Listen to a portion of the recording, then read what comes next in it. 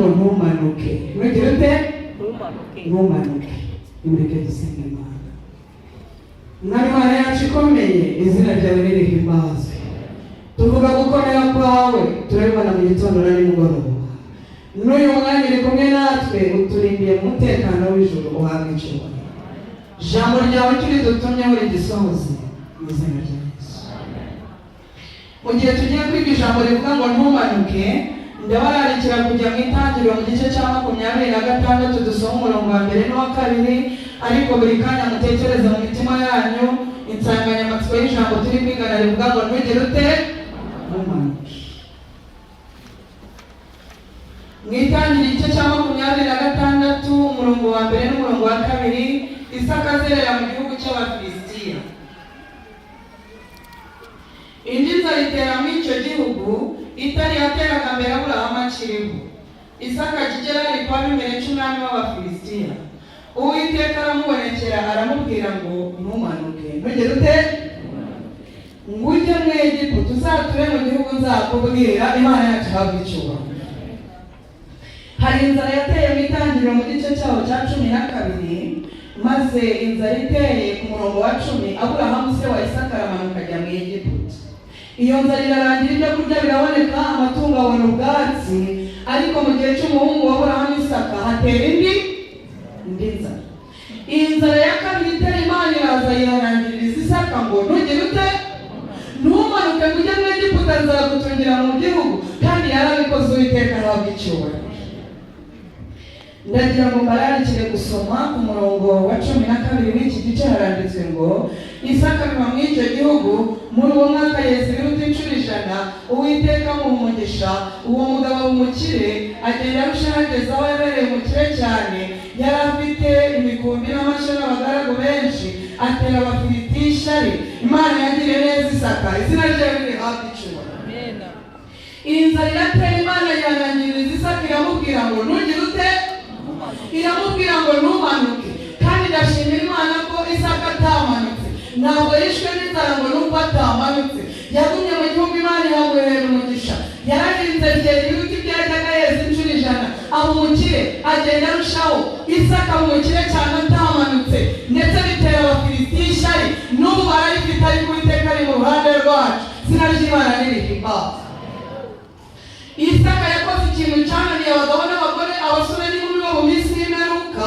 Igihe bagumukira Abafilisitiya bakamugirira ishyari, baraje bamusibira amariba. Bamusibira iki? Yuhiraga amatungo ye mu mariba ya se Aburahamu.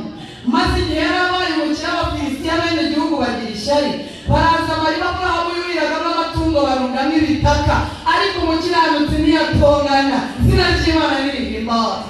Akora ku bagabo ati tumanuke. Baragenda bateragura ibitaka hejuru. Bamaze gusibura amariba, bafukura amariba mashya, bafukura Eseki, bafukura irindi riba ryitwa Sitina, bafukura Rehoboti. Imana iranezerwa, iragaruka irongera ivugana nawe. Imana ihabwe icyubahiro. Umurongo wa 24, Uwiteka aramubwira ati ndi Imana ya so Aburahamu, ntutinye, uri kumwe nanjye kandi nzaguha umugisha. Imana ihabwe. Ndagira ngo mbabwire ibintu bitatu Isaka yakoze bikora ku mutima w'Imana. Icya mbere, Imana yaramubwiye ngo ntumanuke, maze ntiyagera ate? Icya kabiri yakoze, bamusiriye amariba ntiyatongana ntiyarwana. Aragenda ajya muri ibyo bitaka, n'abagaragu bateragura ibitaka hejuru basibura amariba. Icyo cya kabiri nacyo cyanejeje Imana. Niko binezeza iyo batugiriye nabi tugakora neza. Imana ihabwe icyubahiro. Icya gatatu cyatumye Imana inezerwa, n'iceceka ikaza ikavugana nawe. Ntabwo yanyuzwe no kuhira mu mariba ya Aburahamu gusa, oya, ahubwo afukura mu mariba mashya. Nababwiye agera kuri 3, Bibiliya itubwira n'andi menshi. Ibyo bintu bitatu binezeza Imana. Iraza iramubwira ngo ndi kumwe nawe. Haleluya. Uyu mwanya turi kuganira ijambo rivuga ngo ntugire ute? Ntumanuke. Nubwo inzara ihari yatunze Isaka yiteguye kudutunga. Ntumanuke. Nubwo basibye amariba bayarunzemo ibitaka, ariko twiteguye kubiteragura hejuru tudashakuje, ndetse n'amariba mashya ari gufukurwa ndabibona hafi aha. Izina ry'Imana nirihabwe icyubahiro. Iyi nzara y'umugizi yagiye itera abantu kumanuka, ariko ijambo ry'Imana riravuze ngo ntugire ute? Ndagira ngo twibukiranye, buriya umuntu arya mu gitondo na saa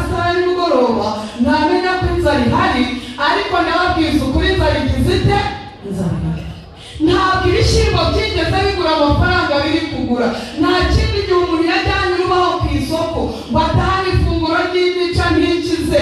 Umuntu arajyana amafaranga agatahana ubusa busa, abagera gatatu bararya kabiri. Hari uwo bwira nta kintu ashyize ku munwa, inzara iriho, ariko Imana ibonekera Isaka inzara yateye, iramubwira ngo ntugire ute? Nawe ushonje wimanuka. Kandi reka babwire ko iyo ushatse ibiryo mu nzira zabuzanije uba wamanutse. Iyo uriganyije gutye uba wamanutse. Iyo ubeshye ngo uramuke uba wamanutse. Iyo wibira ku munzani ngo urebe ko wazaba umukire uba wamanutse. Ariko nubwo inzara yatera bene data, ndabasabira ngo mwumve ibwiriza ry'Uwiteka rivuze ngo ntugire ute? Emera usonze, n'ejo ushobora gusonza, ariko iyo atungiye Isaka mu gihugu cy'abanyamahanga izaturinda gupfa. Izina ryayo nirihabwe icyubahiro. Ntabwo nshaka ko dutinda mu mubiri, dukwiye no kujya mu mwuka, kuko nubwo inzara y'iby'umubiri itera abantu kumanuka, n'inzara yo mu buryo bw'umwuka itera abantu kugira gute? Ubundi bwiriza ni rya rindi ngo ntugire ute? Ninasoma mu isomo badusomeye muri Amosi mu gice cyaho cya 8 umurongo wa 11, dukomeza kuzirikana amagambo y'Imana avuga ngo ntugire ute?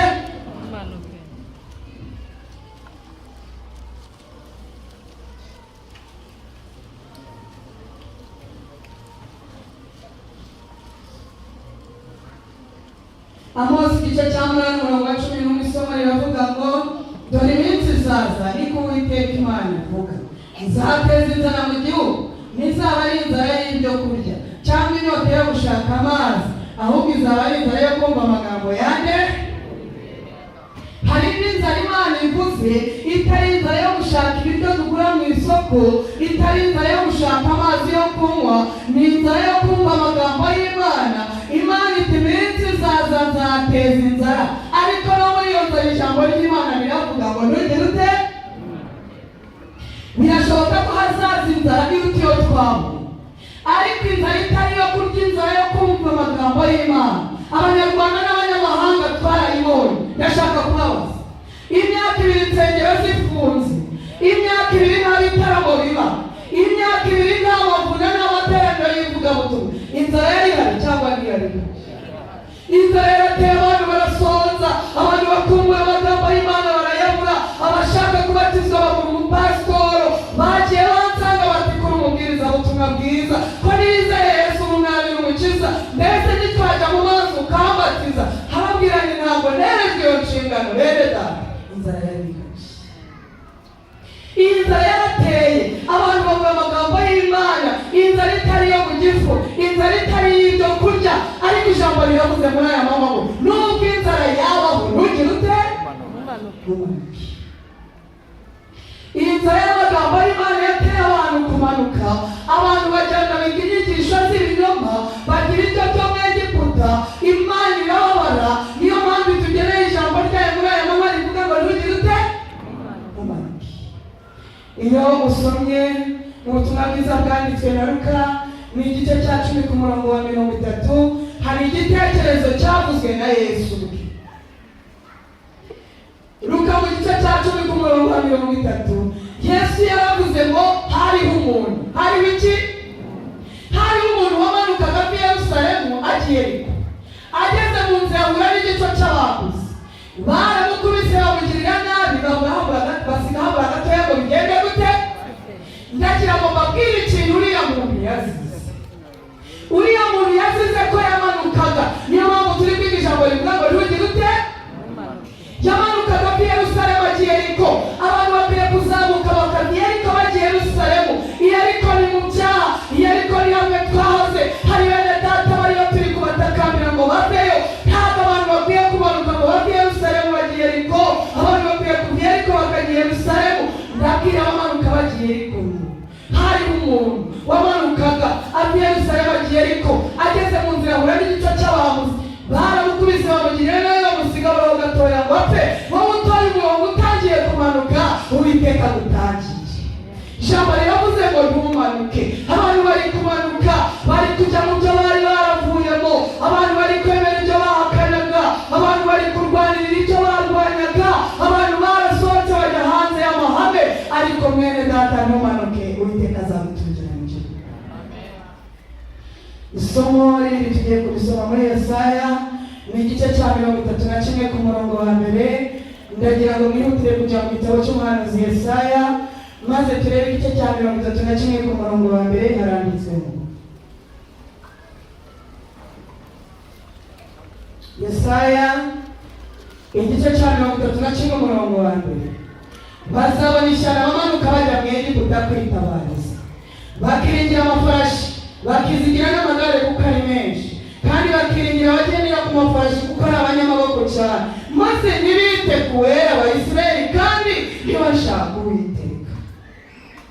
Impamvu y'ijambo turi kwiga muri aya mama rivuga ngo ntumanuke, hari abantu bahagaze mu itorero bashidikanya umurongo bariho, bitegereza aho bitaga abanyabwenge bamanutse, basigara bibaza niba aho bariho bakagombye kuba bari. Akaguru kamwe kari hanze barashaka kumanuka, akandi kari mu itorero barashidikanya umurongo bariho, ariko batangiriye mu nzira babwira ngo ntumanuke, hanze nta cyiza kiriyo, hirya y'amahame n'inyuma y'urugo aho hazarana n'abarozi Uwiteka batangire. Ntimumanuke bene data, bazabona ishyano bamanuka bakajya mu Egiputa kwitabariza, biringiye amafarashi bizigira amagare. Baravuze bati Ruwize ni umubwiriza kandi asoma ibitabo byinshi, muri ruhande arimo n'ibwoko.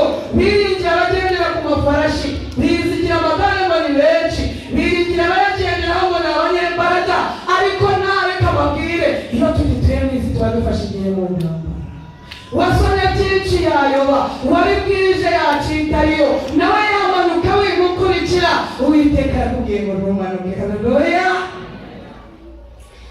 Itorero ryavuzweho ibintu byinshi ndetse bibi, ryiswe Babuloni, ngo umurimo wararangiye, gutura byararangiye, umwuka w'Imana ntagihari, ariko nabo hamiriza yuko harakorana natwe, izina ry'Imana ririhabwa icumi.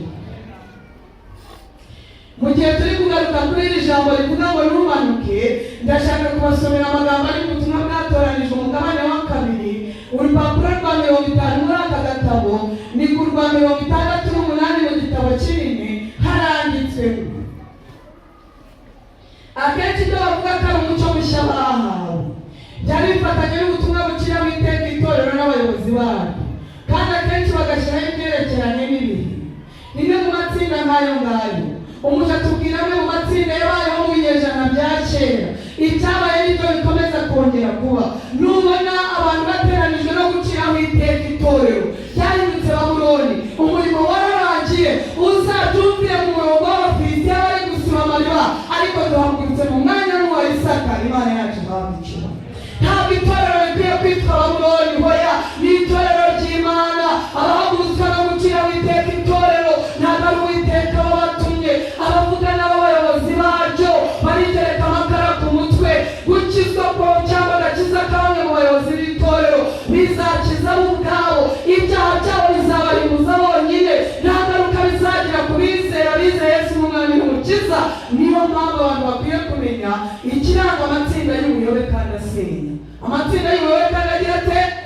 Ibiranga amatsinda y'ubuyobe kandi asenya ni icyakira w'iteka itorero. Twarabumvise bagize amazina atariyo, twarabumvise baduciye intege mu murimo wararangiye, ndetse abakira w'iteka abayobozi b'itorero barahari. Ibyo n'ibiranga abigisha b'ibinyoma, ndetse kimwe mu biranga amatsinda y'ubuyobe ni ugushyiraho ibihe. Gushyiraho iki? Mu mwaka uyu n'uyu hazaba ibi. Ndagira ngo menyesha abari muri iri teraniro, iyi nyandiko itubishurira yuko nyuma y'umwaka w'944 ntabwo Imana izongera gutanga ubutumwa bushyiraho ibihe. Oya, dutegereje twiringiye ko mu gihe gito cyane umwami azahagarara ku bicahamagara ngo nimuzamuke, ariko gushyiraho ibihe ntabwo biri muri gahunda y'Imana. Yesu ubwe yaravuze ngo uwo munsi ntawe ubizi ute? Niwumva ubutumwa bukubwira ngo igihe iki n'iki hazaba iki, uzahite umenya yuko ari amatsinda y'ubuyobe kandi asenya. Ndetse nagira ngo mbabwire andi magambo make ari ku rupapuro rwa 53, ni amagambo avuga ngo, reka turebe ku rupapuro rwa 55 kubw'igihe. Itorero ntabwo rigomba gucibwamo ibice. Ntabwo rigomba gucibwamo iki? Itorero ntabwo rigomba gucibwamo ibice. Uwiteka ntiyigera kugira umuntu umwe ari yo yose yita itorero Babuloni. Uwiteka ntiyigera kugira muntu iyo ari yo yose yita itorero Babuloni ryumvira amategeko y'Imana. N'iby'ukuri ko hari urukungu ruvanze n'ingano, ariko Kristo yaravuze ngo azohereza abamarayika be kugira ngo babanze barukoranyirize hamwe baruhambire niba maze rutwikwe, nuko ingano zishyirwe mu kigega. Nzi ko Uwiteka akunda itorero rye, ntabwo rigomba guteshwa gahunda cyangwa ngo ricibwe mu duce duto twigenga. Izina ry'Imana nirihabwe icyubahiro. Iri torero niryo rizarangiza umurimo. Nta torero rya munani Bibiliya yigeze itubwira. Hanze y'iri torero, hanze y'aya mahame, nta burinzi buhari. Ni ukwishyira mu kaga, wimanuka ngo ujyeyo, abamanutse nibazamuke. Uwiteka yiteguye kubakomeza amaboko. Imana ihabwe icyubahiro. Ndabona itorero ry'Abadiventisti b'umunsi wa karindwi ngo mwitondere uburyo mwakira mu nyigisho yose nshya n'abantu bavuga ko bahawe umucyo mushya. Umurimo wabo usa n'uwo kuregana ndetse no gusenya. Kuregana ndetse no kugira gute? Nujya mu itsinda ugasanga bararegana, ugasanga barasenya, uzamenye ko bagiye ahatariho. Inzara yarateye abantu baramanuka, baragenda bagira ibyo muri Egiputa. Ariko bene data n'ubwo itorero ryavuzwe nabi, nubwo abantu bagiye bacibwa intege, Uwiteka niwe muyobozi w'iri torero, arindiriye kuryishyira ridafite ikizinga n'umunkanyari. Izina rye nirihabwe icyubahiro. Turi kwiga ijambo rivuga ngo ntugire ute? Ntugire ute? Ntumanuke wowe wabitekerezaga agarukira mu nzira. Ndagira ngo mbabwire amwe mu magambo ari muri Nehemiya igice cya 6 umurongo wa 2. Nehemiya igice cya 6 umurongo wa 2. Sanibonati na Geshemu bamutumaho, baramubwira ati ngwino duhurire muri kimwe mu birori byo mu gisiza cya Onu. Maze Nehemiya batumaho intumwa arababwira ati mugende mubwirire abo bantu ngo ndi mu murimo w'Imana simanuka. Haleluya. Haravuga ati umurimo urakomeje, ntabwo ngomba gusiga umurimo w'Imana ngo basange manuke. Nehemiya yanga kumanuka, nicyo gisubizo dufitiye abatubwira ngo tumanuke. Ntabwo tumanuka, umurimo w'Imana urakomeje. Izina ry'Imana nirihabwe icyubahiro. Witekereza ko umurimo warangiye, umurimo urakomeje. Dufite ibihamya birenze kimwe no guhaguruka kwa Satani akadukumira ngo tutawujyamo. Ni ikimwereka ko abanyabyaha benshi bari kwihana bagakizwa. Izina ry'Imana yacu nirihabwe icyubahiro. Oya wimanuka, hanze nta cyiza kihaba. Abantu baragiye Yerusalemu bagiye ariko turasaba data ngo batangirire mu nzira bagarushe. Mu gatabo k'intambara ikomeye gatoya, ni urupapuro rwa 98, umuja w'Imana yeretse uruhimbi rukomeye. Uruhimbi rumeze gute? Uruhimbi rukomeye. Maze umuja w'Imana yitegereza uruhimbi rukomeye, abona abantu bari kuruzamukaho n'imbaraga, ariko yitegereje abona abandi bantu bari kurumanukaho. Yagiye kubona abandi barumanutseho, bari kurwitaza barurebera kure, bari kuvuga ngo rwubatse nabi, ariko abaruzamutseho barababwira bati hoya, Uwiteka niwe mwubatsi w'uru ruhimbi. Izina ry'Imana nirihabwe icyubahiro. Kunegura uruhimbi ni ukunegura Imana. Imana niyo mwubatsi w'uru ruhimbi. Abarwuriye babwira abarumanutseho batumva, nimureke ayo mahirwe yanyu. Maze abantu b'Imana barutondagiye barugeze hejuru, bakomeza guhimbaza Imana banezerewe. Abari barumanutseho bitegereje gushikama ko baruzamutseho, barongera baragaruka bararutondagira. Izina ry'Imana yacu nirihabwe icyubahiro. Nararikira Abadiventisti b'umunsi wa karindwi, nimushikame. Iri torero ni iry'Imana. Yesu yaribereye amaraso. Hoya nimurigumemo. Abanyantege bavanze n'abanyambaraga, ariko si umwanya wacu wo kubivangura. Nyir'umurima kumusoza niwe uzabirobanura. Izina rye nirihabwe icyubahiro. Ndagira ngo mbwire abavuga yuko ari abantu b'Imana bakabona badakwiye kubana n'abanyabyaha. Umukiranutsi witwa Nowa yabanye n'inka mu nguge, yabanye n'intama mu nguge. Inka zatangamo amase, zatangagamo, ariko uwo munuko umukiranutsi arawihanganira. Niyo mpamvu abanyembaraga bazakomeza kubana n'abanyantege kugeza ku iherezo ry'urugendo. Izina ry'Imana yacu nirihabwe icyubahiro. Abantu babazwe mu imbaraga no kwiruka ko bamanutse, babahendahenda ngo bazamuke. Ariko reka mbabwire, abamanutse babana mu imbaraga, hoya nimuze tujye mu kabari tubwire abasinzi ko Yesu abakunda. Muze tujye mu basambanyi tubabwire ko Yesu yabameneye amaraso. Ni impamvu mu imbaraga no kwiruka ku bamanutse. Kandi impamvu mbabwira ngo twe gukora gutyo ni iyi ngiyi. Mu butumwa bwiza bwanditswe na Luka mu gice cyawo cya 15 hari igitekerezo cy'umwana w'ikirara. Umwana w'iki yabwiye se ngo ndashaka umugabane wanjye arawumuha, aragenda arabayasigara asangira n'ingurube. Mbabazi, ise yari afite abaja n'abagaragu cyangwa ntiyarabaho? Yari afite abagaragu benshi, yari afite abaja, ariko ntiyigeze atora umwe cyangwa babiri ngo babwire ngo rero bagaragu banjye umwana wanjye yaragiye, nimwirukanke mumushakire mumuzane. Hoya, ntabwo umurimo we yawukoze atyo, ahubwo wagiye yari azi inzira yaciyemo agenda. Yabonye atangiye gusangira n'ingurube, yabonye atangiye gusubira ku byo yari yararetse, aravuga ati ndahagurutse nsubiye kwa data. Haleluya, ndashimira Imana ku bwa mwene data umwe wabwiye ati wese ugiye kurimbukira mu ituro ry'Abadiventisti b'umunsi wa karindwi ryahindutse Babuloni. Ndamubwira ntiwaduzweho n'inyigisho y'ibinyoma, wamanutse wari ukwiriye kugaruka, ariko ejo bundi arambwira ati narakuvunishije, ndaje ngo dukore umurimo dutebutse kugaruka k'Umwami Imana. Abamanutse bazizana, nimureke inzira baciyemo barayizi, ntabwo dufite abagaragu bo kubatubaho. Oya, turajya kubwira abanyabyaha ko nibatihana bazahinduka. Naho abamanutse bazitekerezaho, bavuge bataho kugira ngo dutangire kurya ibisigajwe n'ingurube. Turahagurutse dusubiye kwa data, tuzabakirana umunezero tutabakwena, Imana izabitubashije. Bene data, Abafilisitiya basibye amariba, barunze n'ibitaka, ariko duhagaze mu mbaraga ya Isaka. Nta gutongana, nta kujya impaka, nta rusaku, twiteguye guteramo ibitaka hejuru, tukabwira abantu b'Imana ko umurimo ukomeje. Haleluya, umurimo urakomeje, abanyabyaha barihana. Nimuture, nimukiranukire Imana, mwitekereze uko ituro rikoreshwa. Hoya, umurimo wacu ni ukuritanga, abashinzwe kubishyira mu bikorwa nibabikora nabi, ntabwo Imana izimugisha abakoze, izina ryayo nirihabwa icyubahiro. Tugiye gusoza, reka mbasabe mujye muri Yoweli mu gice cya 1 umurongo wa 4.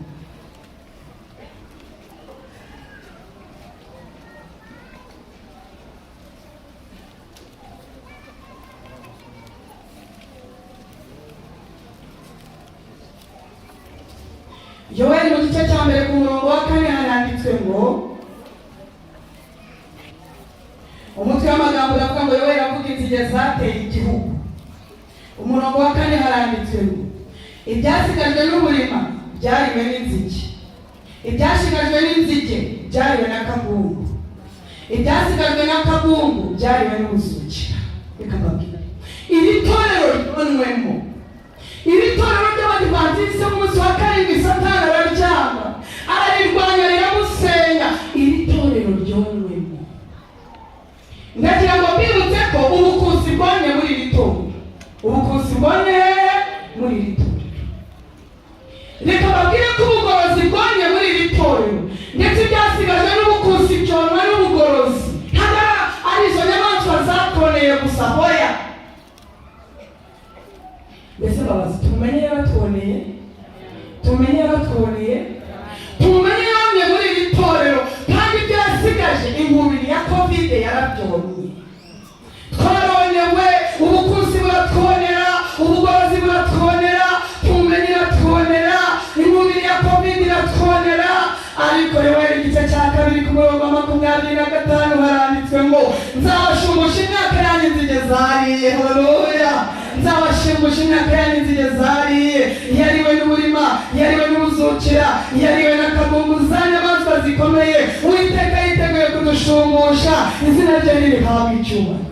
Wagira ngo ibyo byiza byo gusenga usigaye uri umunyantege nkeya, umwanzi yarakoneye. Wabanaga n'Imana ukaba mu byanditswe, waburiye Imana umwanya ntukimenye ikivuganye nawe, n'inyamaswa zarakoneye. Bene data basengaga tugafashwa ntibagihari, inyamaswa zaratwoneye. Barabwirizaga tukumva baratuzamuye, aba nabo zarabonye, ariko Uwiteka yiteguye kudushumbusha, izina rye nirihabwa icyubahiro.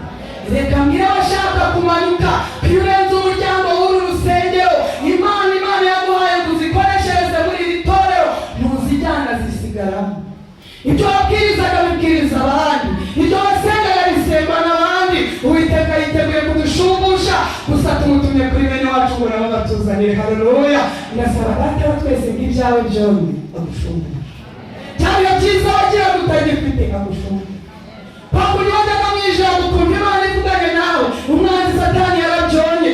Data wabisezeranya gushumba abamanukaga batangiye abagiye abatuzanire dutegereze kuza ku bwiza bwe dufite ibyiringiro bishyitse mu izina rya